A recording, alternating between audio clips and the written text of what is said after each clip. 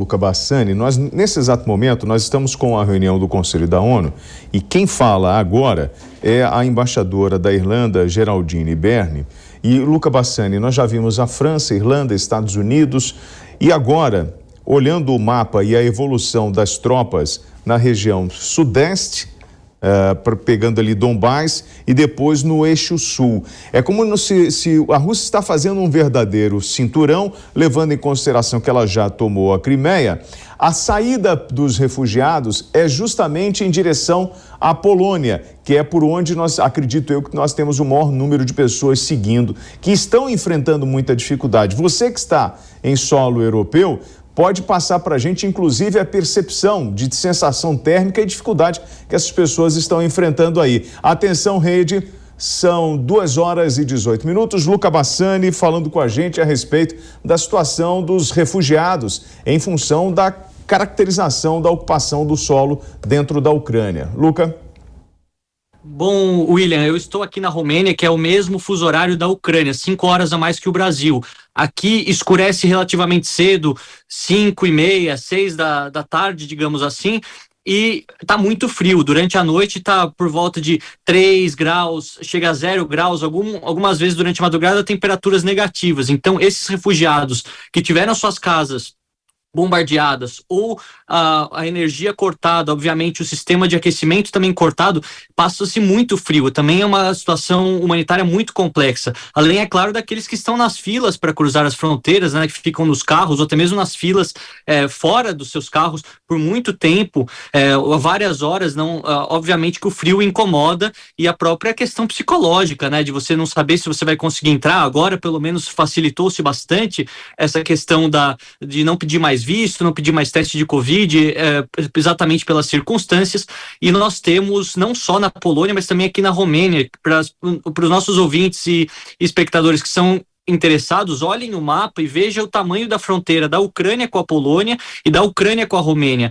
Em 2 pontos, inclusive, aqui na Romênia, não só na parte norte da Romênia, né, Transilvânia, Bucovina, mas também, depois que passamos a Moldávia, temos ainda um pedaço de fronteira que está exatamente no delta do rio Danúbio, que deságua no Mar Negro. Essa região que foi intensamente bombardeada, não exatamente nesse ponto, mas a costa toda da Ucrânia foi muito bombardeada nesses últimos dias, principalmente Kherson e Mariupol, porque o objetivo dos russos, já tendo a Crimeia, é exatamente fazer uma ligação da Crimeia até as províncias rebeldes, completamente impedindo o acesso dos ucranianos ao Mar Negro, porque não só do ponto de vista estratégico é interessante, mas também do ponto de vista de guerra deles, para eles conseguirem encurralar as tropas ucranianas por todos os lados. É realmente muito dramático. Eles têm ganhado, obviamente, espaço cada vez mais.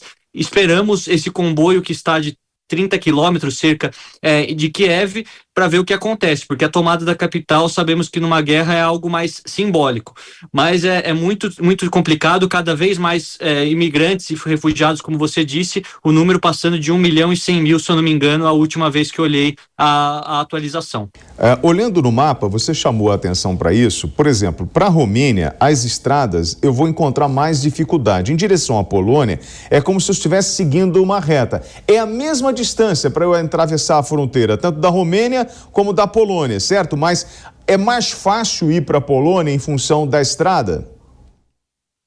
Sim, a Polônia, por ter entrado um pouco antes na União Europeia, ela teve também esse aporte financeiro para a reconstrução das suas estradas. A Romênia, no interior, eu tenho viajado também por terra aqui dentro, tem estradas um pouco mais difíceis, mais complicadas de você andar, e obviamente que nessa região do norte da Romênia nós temos a região dos Cárpatos, né, a montanha dos Cárpatos, ou seja, a geografia também não é fácil. Enquanto na parte norte, em direção à Polônia, há mais planícies, o que facilita também a entrada. Eu sei de amigos meus conhecidos, meus ucranianos, que estão nessa parte totalmente oeste da Ucrânia, tanto perto da Romênia quanto perto da Ucrânia, pois aqui, exatamente pelo terreno, os russos não fizeram tantos ataques. Ainda é uma região considerada segura dentro do país, o que também faz ter um fluxo interno de imigrantes, né? Gente vindo do leste para o oeste, do sul para o norte, perto de Lviv, perto também aqui de Chernivtsi, se vocês olharem o mapa também, outra cidade famosa, e buscando refúgio antes mesmo de se direcionar aos outros países. Essa dinâmica, né, muito complexa, e também não podemos esquecer que tanto a Polônia quanto a Romênia, apesar de serem países da União Europeia, são países com dificuldades financeiras grandes. Obviamente que todos estão sendo solidários, o momento agora é de abrir os braços, abrir as portas e tentar ajudar ao máximo os ucranianos que têm sofrido com essa guerra. Mas a longo prazo preocupa os países aqui do aspecto econômico, como vai fazer lidando, no caso a Polônia, com mais de 500 mil de refugiados em uma semana, e a Romênia 100 mil, 150 mil, o que também é muito para a população aqui. Então são problemas que vão acabar surgindo ao longo prazo na esfera europeia também. Aproveitando que você está falando aí sobre essa crise humanitária, gostaria de saber há quanto tempo você está na Europa? Olha, eu moro aqui há 7 anos, eu vivo na Alemanha, mas eu já tive o privilégio de poder visitar todos os países da Europa, desde os pequenos até os grandes, eu visitei todos já pelo menos uma vez. Eu sempre gosto de rever essa parte jornalística da geopolítica, é muito interessante, principalmente a comparação antes da queda do Muro de Berlim, quando ainda havia cortina de ferro, e depois. A Romênia é um exemplo disso, o país que eu estou aqui pela segunda vez, que também passou pelo comunismo do Nicolau Ceausescu, que foi um dos ditadores mais cruéis que teve aqui no leste europeu, e agora está se desenvolvendo. É bonito também ver esse desenvolvimento, mas são novas questões que essa integração para a Europa também implica uma mudança na cultura local. Os romenos são ainda muito agrários em algumas regiões, principalmente aqui na Transilvânia, região de montanhas, populações muito simples. Então esse fluxo de estrangeiros no aspecto, considerando a população rural, é algo que assusta eles bastante, né? E, obviamente, que é um problema que vai ter que ser endereçado pela União Europeia, que vai ser o órgão financiador, obviamente, dessas iniciativas humanitárias. Eu te perguntei sobre quanto tempo você mora aí, justamente para saber a sua percepção, porque a gente sabe que a Europa, historicamente, vive uma xenofobia, né, em relação a refugiados. A gente viu o que aconteceu muito com os sírios, com afegãos. Como que está sendo com os ucranianos?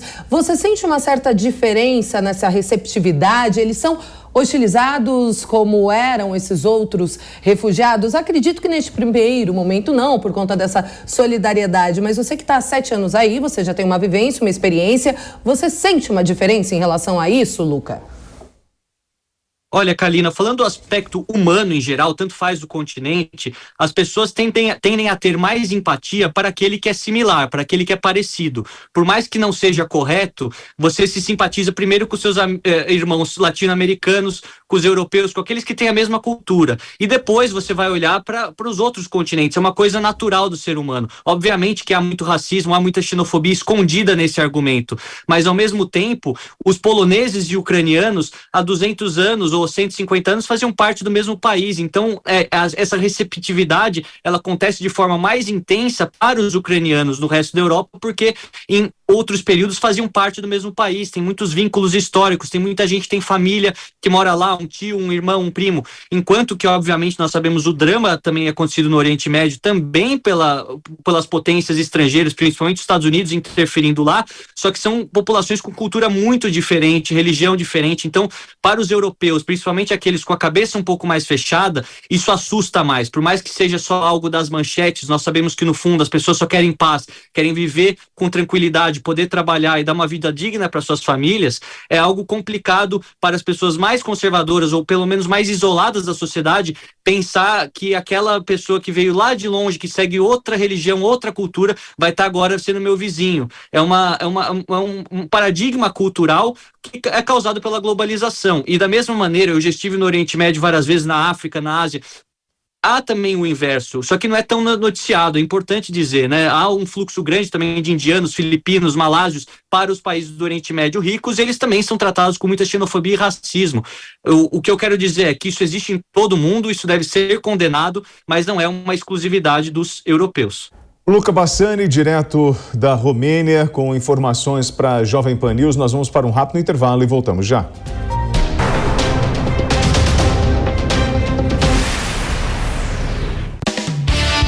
De segunda a sábado, 11h30. Tudo o que você quer saber sobre esporte, futebol, tá aqui no Camisa 10. Teremos uma bomba pra você. O raio-x da rodada. Que promete ser agitadíssimo. Os principais campeonatos do Brasil e do mundo. Muito bem, o cruzamento falha. E as polêmicas que mexem com o coração do torcedor. E claro, a presença da Jovem Pan no dia a dia do seu clube.